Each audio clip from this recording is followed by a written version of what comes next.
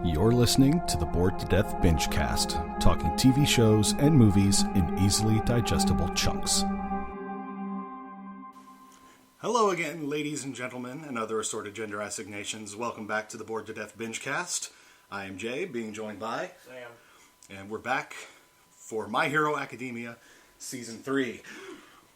So last season, we saw them get some of their mentorship done. We got the return of the League of Villains, in a sense. Well, we had the Stain arc, and then we had...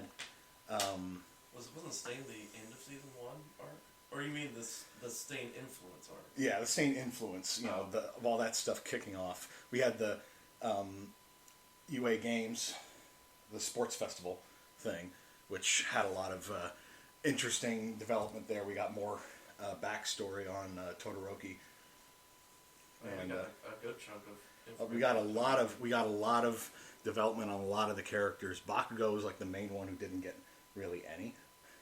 Yeah, we'll get some. I imagine we will, because as significant a character as he is, at least in Deku's story, he's got to get some development. Yeah, so he's more than just angry guy who blows stuff up. As I've said before, like later on in the show, I've been yelling at myself, yelling at the show, stop trying to make me like him. Stop trying to make him sympathetic. I don't want to care about him. I really don't like Bakugo. That's kind of the way I am when it comes to, when it comes to shows like RWBY, because as we record this, Volume 8 of RWBY just started, and it seems like they're going to start giving a little bit of backstory development to Cinder, and I'm like, don't try to make Cinder sympathetic. I mean, you already sort of did that with Salem, but with Salem, she's gone way too far. It's just like she needs to be stopped.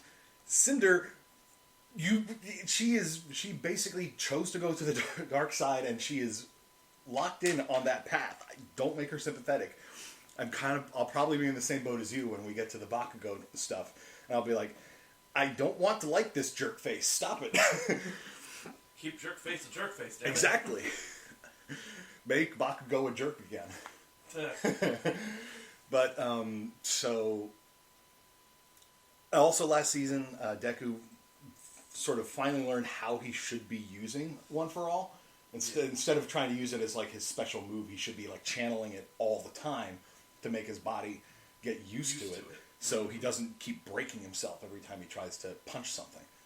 Which was taught to him by... Turbo? Turbo, yeah. I was like, it was the old guy, that has like the jets in his feet. Who are you again? Who are you again? Somebody's like, thanks for all the training and everything. Okay, who are you? I like to think he is half senile and half literally just playing it up just to get a rise out of people. Because if I were that kind of person, well, I am that kind of person. I would do that sort of thing just to see how people react, because it's funny. It's the stuff you can snicker about. Oh yeah. Yep. He bought it. So but it was, I think at the end of last season, Shigaraki sort of regained his own confidence and conviction in his own actions. He got pretty bold too. Mm-hmm. And a couple of new recruits have come to his League of Villains. The patch face guy and the girl with the knife, I think. So, Toga or something? Toga and Dabi. I don't know anything about them. From what I've gleaned from, again, I try to avoid learning or reading much about My Hero because I don't want to get spoiled too much. Yeah. But I picked up through osmosis and just seeing stuff online. I think her power has something to do with blood. To an extent, yeah. Okay. So that makes sense why she would have a knife. Kind of like with Stain.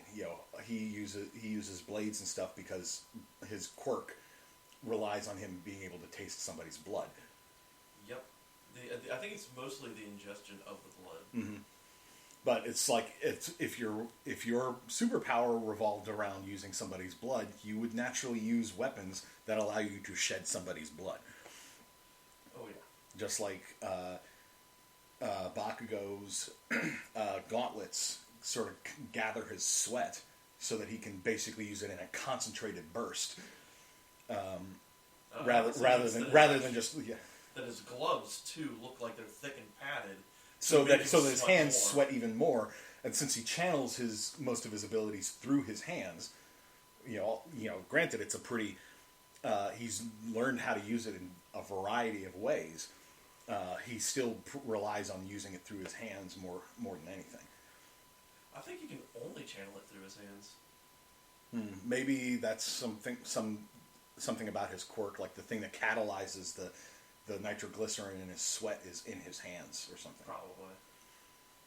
Whatever. So we're about to start with episode 39, first episode of season 3. From what you've said, this is going to be largely filler, but then the next few episodes will start the next, you said like the forest arc where they go to like summer camp, essentially? Yeah, so this is supposed to be like, oh, school's out. This is kind of like, oh, school's out, let's go to the pool. Or people are like, yeah, let's go. Let's relax a bit before we go off to camp. And they're all thinking, of course, camp. But as we know, Eraserhead was like, nah, man, this ain't the same camp. All you guys are going to be training extra hard.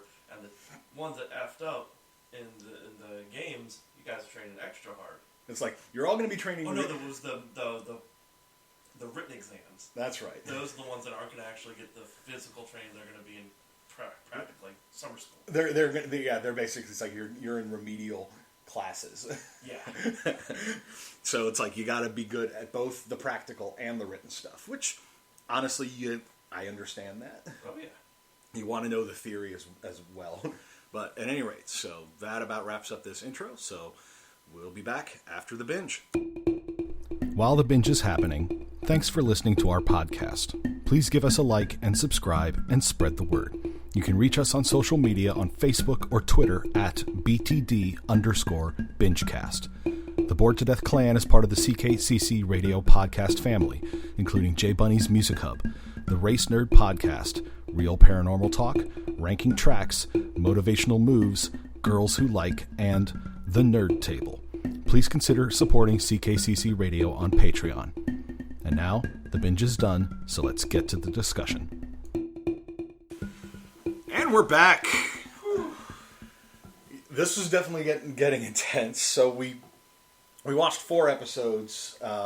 We would have probably done an additional one, but after we're done recording this, I need to go take care of something. But we'll probably come back and do another record for a future week. But so yeah, as you basically did say, the first episode of season 3 was just filler. It was a clip show, basically. But it still kept on. It did keep on. It helped recap the motivations and backstory for several of the characters to sort of reemphasize their convictions and their reasons for doing these things.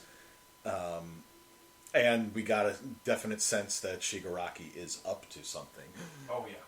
It wasn't until the season as sort of properly started with the second episode that we got a sense of, oh, he's making moves. Well, he means business. He means business, and that is definitely what he was doing here. It was so they go off to summer camp essentially, and the camp is in this big like mountain forest region that's owned by this pro-hero group, the Wild Pussycats. Yep. They're a wild bunch. They are. The first episode only featured 2 of them, Pixie Bob and Mandalay. We didn't know what Mandalay's power was until the next episode, but Pixie Bob is basically an earthbender. To an extreme. To an extreme. She can basically make monsters out of dirt and mud and rock. And it doesn't have to be still connected to the earth. Yeah. They can take flight. But basically, summer camp for this was super intense boot camp, basically. Oh, yeah. Because Aizawa and, well, both Class 1A and 1B were both there for this. With Eraserhead and Vlad King, who's 1B's teacher, along with the other Wild Pussycats as well, Ragdoll and Tiger. And they're basically just making them constantly work out using their quirks to get stronger with them, working them to the point of exhaustion. And that's before the remedial class is basically being kept up till 2 a.m. to do practical with Aizawa. But along with the Wild Wild Pussycats, Mandalay has her cousin's son with them, Kota.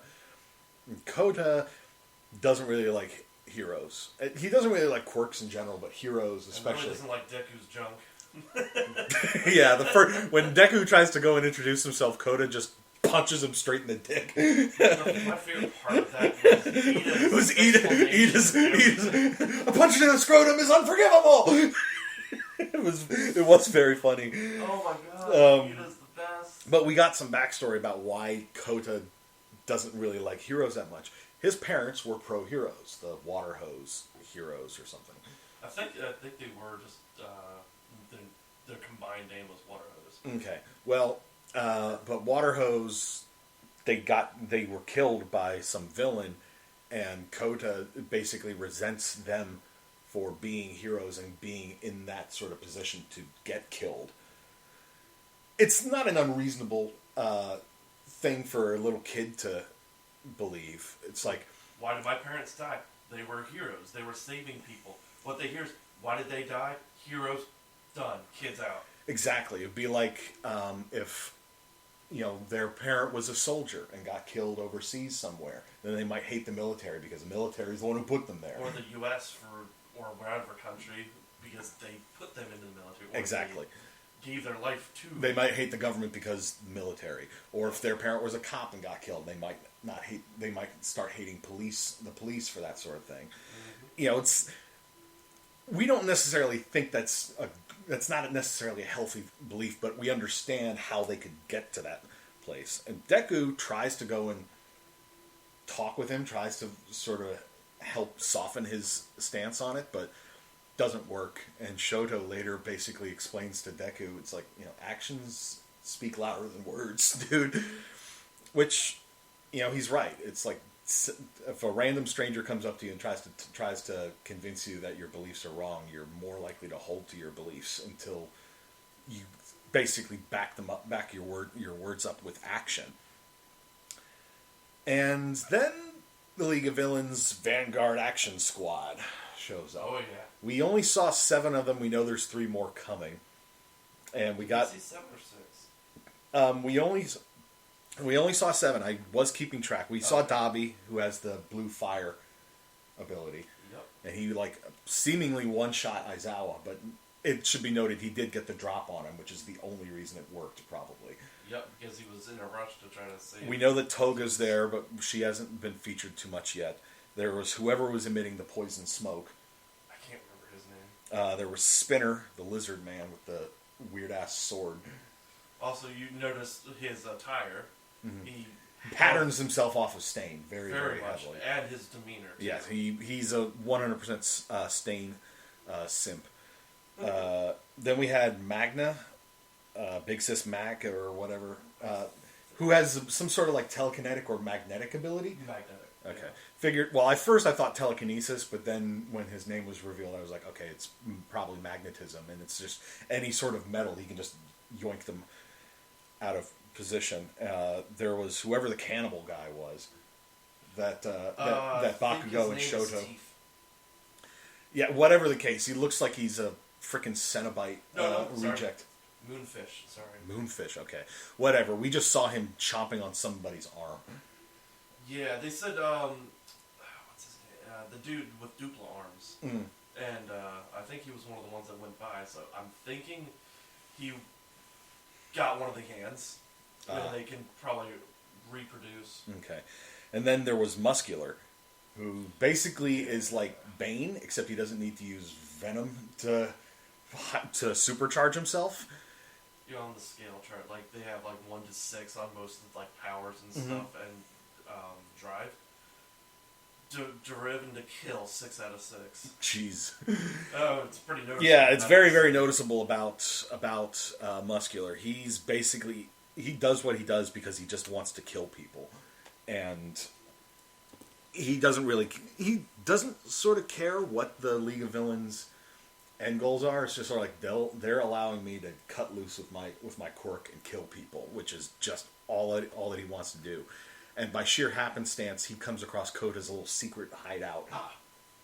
The gas guy's Mustard. Mustard that's a very good name, and that makes sense why he had that like army helmet with gas mask look. Yeah. But Muscular was just going to where the secret hideout was because he was looking for a good vantage point so he could try to find people on the list. And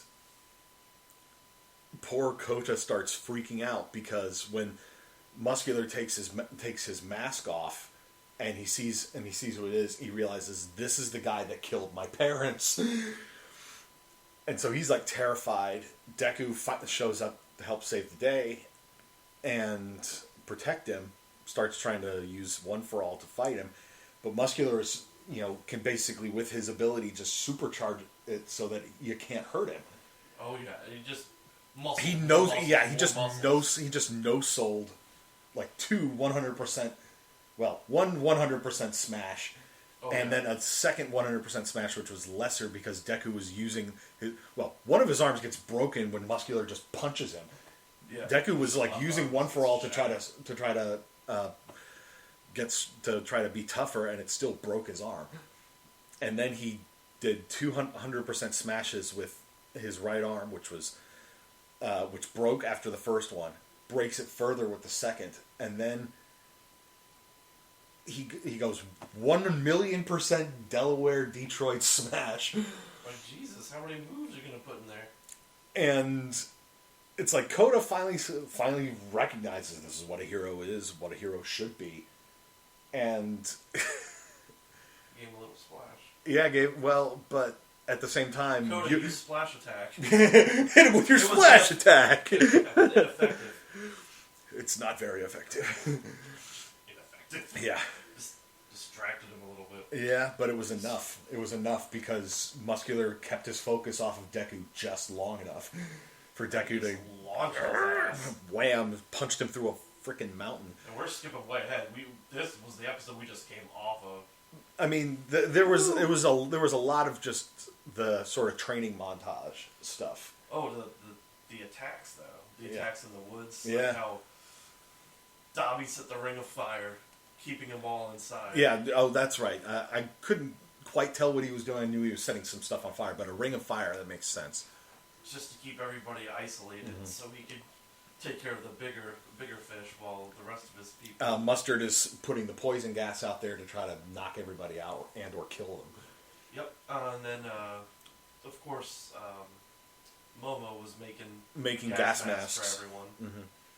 Well, and this is all taking place at night because the Pussycats had set up a challenge for them to try to bolster their courage. Like 1B were going to spread out on a track to try to scare everybody, and 1A was going to, in teams of 2, go along the track, grab a tag from the far end, and then come back around. And in the midst of all this, the villains attack, and Tetsu, he basically tells Kendo, Big Fist, yep. It's just sort of like, this is our chance to step up. Because he recognizes that one of the reasons 1A is so far ahead of them is because they've been facing crisis after crisis. And that's real attacks with real villains, and that's given them a chance to step up their game. And he's just like, if we don't step up here, then we're never going to catch up. Which, granted, he is one of the few, conscious ones. Yeah, he's to be a good enough fighter. Yeah, with his steel skin ability. And part of me wonders what Monoma is doing in the middle of all this. He's probably just sort of like, oh, this is where 1A is going to fail. Well, he was the one in the classroom, remember? Oh, that's right, because he was sitting there talking shit the whole time. Talking shit because that is literally what Monoma does. He cannot stop. He cannot stop talking shit. Of course, Kendo wasn't there to crack him in the head, but with Big Fist. Vlad, I think, did something to shut him up. He was just like, oh God. It's not surprising that Monomo would probably be in the remedial class. He failed his test. Well, it's just because he's got a serious inferiority complex. We can tell that, but I kind of want to see him try to step up and get smashed down. It's like, and then have everybody else just sort of hold that over his head. He's the one that can copy abilities, right? Right. Like up to 3 at a time. Yeah, and I'm wondering, how do you train that quirk? Keep copying back and forth, back and forth, back and forth. Can he develop the ability to copy more? Or the length of how long he can copy him, or the strength of the copied ability. And in that case, could he copy somebody's physical mutation, like the tail, or or the Duplo arms? Yeah. I mean, it's interesting. He could. Well, and it's like he could probably copy Yajirobe's ability, but that doesn't necessarily mean he's going to have the same knowledge she does about everything that she can copy. I don't think he could create jack crap. Well, he could, but it would be very, very simplistic stuff, like a pole, maybe. Wood stick. It's made out of wood. Got a stick to beat you with. And Mineta got.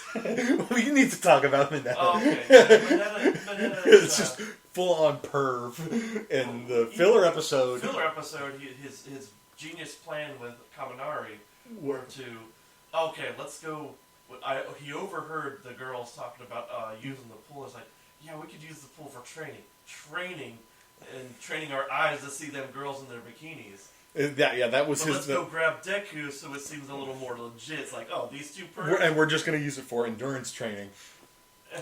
And then when they get there, Deku basically put out a call to the rest of 1A. It's just and all the other guys showed up, and we're just sort of like, yeah, let's do it. Let's do training. Endurance training, and they're like, but we still be able to see them in their bikinis. No bikinis. They're in those Japanese school unitard one piece bathing suits. The guys were showing more skin than the girls. Yeah. And then when they got to the camp, there was there were like the natural hot springs, because of course there are. And he's just standing there. He's standing there on the other side of the wall, listening to the girls just sort of chatting away. And he's like, this is what my power was for. Walls are meant to be climbed. And he gets up there, and Koda just pops up and just sort of like, you need to learn to be a better human. And just smacks him off the wall. Be a better human. Smacks him down to the ground. And then the girls basically, thank him. And he just sort of gets shocked because he gets a glimpse of naked. A whole bunch of cute girls not dressed. And he just sort of like gets stunned, falls, like, oh shit, falls backwards off it, and Deku catches him. But and then it's like when we saw all the students just sort of passed out asleep. Mineta had been tied up in a ball, like a little sushi roll. because it was hilarious. Because they recognize you have to do this, or he will find a way to try to go and perv. Pervy boy got a perv. Pervy's gonna perv. You think he learned his lesson after the other episode? Where he took Jiro's earplug to the eyeball. That was the best. That's the thing, though. That's an anime trope. The perv never learns. Pervs. They will never learn. I shouldn't try it, or if they do, they'll learn. I shouldn't try it with her. There are other girls. But yeah, it was definitely ramping up. It's still gonna. There's still a whole bunch of other villains running wild in there, and we still haven't seen the last 3 for the Vanguard Action Squad. So that's. I'm wondering. I'm gonna ask how many, because I glimpsed at it. How many villains do you think are in the League of Villains? Well, not counting the Vanguard Action Squad, we know of 4, I would say, of the League of Villains. Shigaraki, Kurogiri, Shigaraki's master, One for All. Or not, All for One, rather. Yeah. And the Doctor. We saw, because I think we glimpsed the Doctor or something towards the end of last season. Yep. And I guess online they actually count all those people that invaded. Oh, the thugs? Yeah. I don't count them. I They, don't count them. they're scrubs. So, but I would guess we probably have at least another Vanguard Action Squad sort of size group that we haven't seen yet, at the very least. Oh, I imagine there's way more. When I looked over, it reminded me of one of the characters. You don't have to say anything. Later on, and I forgot about him. I don't know how I did. Because you're getting back into it, and I can still see why you really, really enjoyed the show, and why you were so like, oh God, why does it have to end there, sort of thing. And I gotta mention, this show, even though I've seen it before, probably some episodes 2-3 times, still hit the emotional strings. Every time. I have not found another anime to get me that involved, to continually get to continually get your emotions like that. Yeah, I've had TV shows when they go off the air, I'll have an emotional feeling, but I don't feel like I connect that much, and it feels like I invest a lot in a lot of the shows I watch, and I care a lot about the characters, and I dive deep in, but I don't think this one's, any others have been close to getting me to that involved in caring about the characters as much. Yeah, I can see why. It takes its time. It builds them up. It makes superheroes or people with abilities humanistic and relatable. They don't forget the human part of superhuman. Yep. That's the thing a lot, yeah, and I will agree, sometimes they forget about that aspect of them. They focus on them more as heroes. Or killable gods. They focus on them more as supers rather than as humans. Yep. And you see, time and time again, Deku being one who doesn't have a natural power, trying and trying and trying and striving and not giving up to fulfill his dream of being able to save people with a smile on his face, like his mentor, All Might. And he just keeps on going. And he knows, this kid that punched him in the dick, crushed his grapes. In the first episode, he even went out of his way to jump straight out of the hot tub, a hot bath and a spring, and grab him before he hit the ground, could have concussed himself. He could have been like, yo, serves you right. Nope, he jumped up like the hero he is. I mean, yeah, it's like if he had let the kid fall and been like, it serves you right, we would have understood that. We'd still been like, it's a dick move that you didn't try to help him, but we understand. And out of all the other people there who could have, Sarah. He was the first one that got there. Yeah, Sarah, everyone could have been in shock or laughing at freaking Greek boy laying on the ground bleeding. Yeah, they could have been distracted. Well, they could have been distracted by Bonetta because he literally had just fallen from there. Yeah. But yeah, Deku's up there, boom, and then he gets the backstory of him, and he's like, "Well, this is why the kid doesn't like heroes. I didn't know he had a disdain for hero grapes too." Or just and again, we understand how Koda could reach the sort of mentality that he has based on what happened to him. And it seemed like it had been a year or two prior. Yeah, it wasn't very long ago. Yeah. But yeah, it's. We also come to find out that that's the same villain that killed his parents. Is trying to kill him. And not even realizing either or the and other. when he does find out that it's like, oh, those pathetic losers are your parents. And he wants to just annihilate the kids. Like, all right, bye bloodline. Well, not even that. It's just sort of like he didn't care that he killed this kid's. Ragdoll is missing. That's true. Couldn't get a hold of Ragdoll at all. And we see where she was previously, disheveled. Yeah, and we didn't see who took her, what happened. I would guess though, because there was like an altar or whatever that had blood all over it. If I had to guess, probably Toga. Possibly.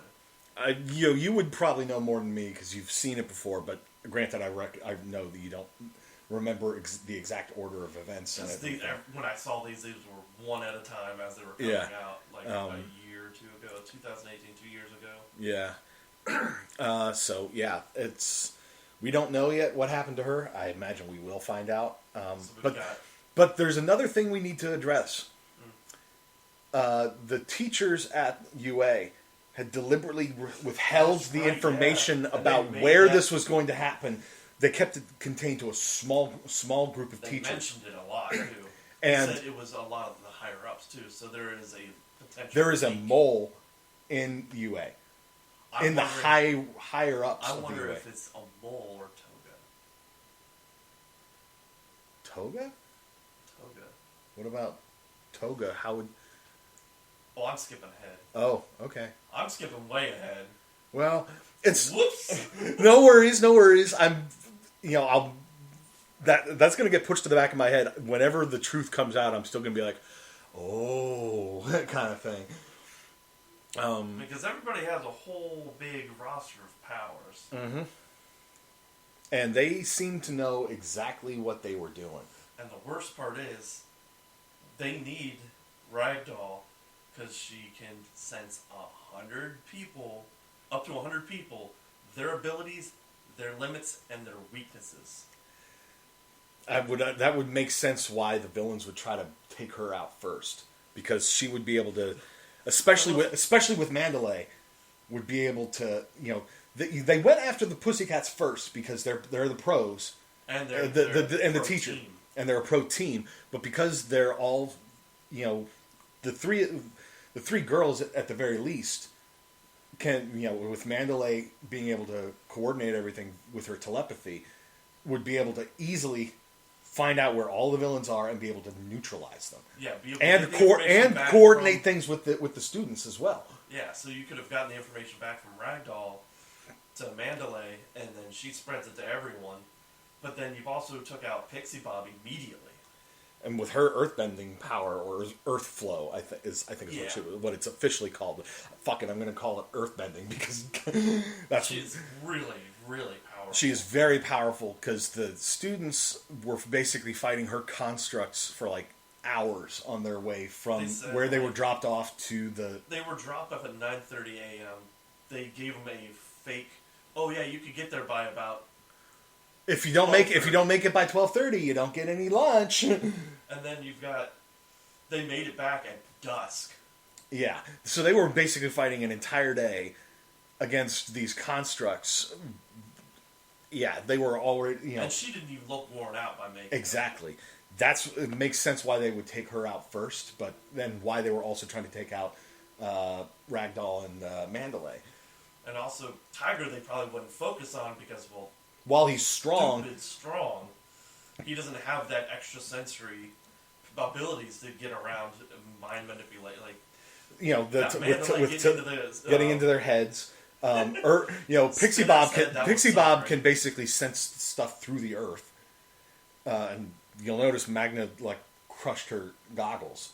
Yeah, because that's how she could. That's how she sort of translates a lot of that stuff, and then of course Ragdoll with her search ability.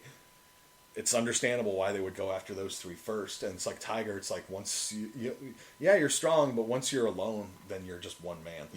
I haven't seen the extent of Tiger. I'm sure, and I'm sure he will show just how strong he is. But He's also agile. If you noticed when he went to, when Deku went to. Well, they said his quirk was pliabody, which means like he can stretch and stuff. Oh, that's true. I didn't pay attention to that.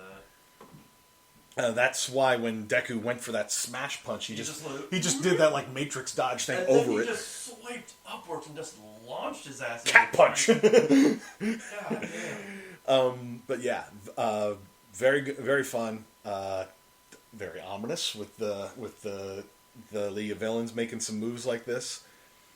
Shigaraki, while he came across and is basically a petulant child.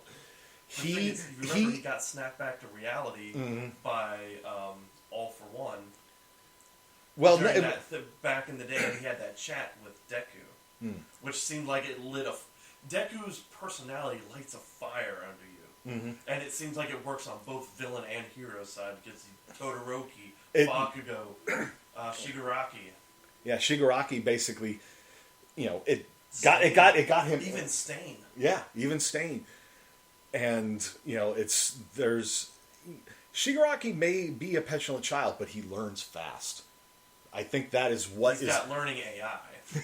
I think that is what is going to make him a very, very dangerous opponent, even before you factor in whatever else he's going to learn over the course of all this. Him by himself, I mean, yes, his power is devastating to destroy shit by touching it with all of his fingers on either of his hands. Especially once he gets some combat training in him. But then you've got portals.